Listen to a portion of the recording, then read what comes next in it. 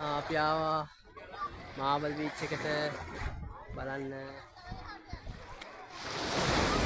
තියෙන ලස්සනම බීච් එක.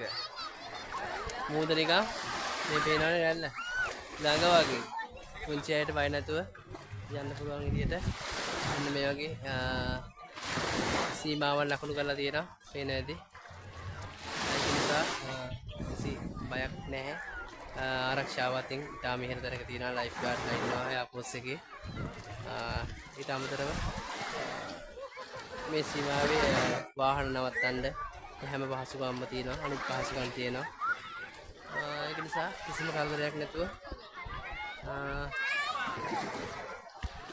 හොඳට එන්ජොයි කරන්න පුළුවන්.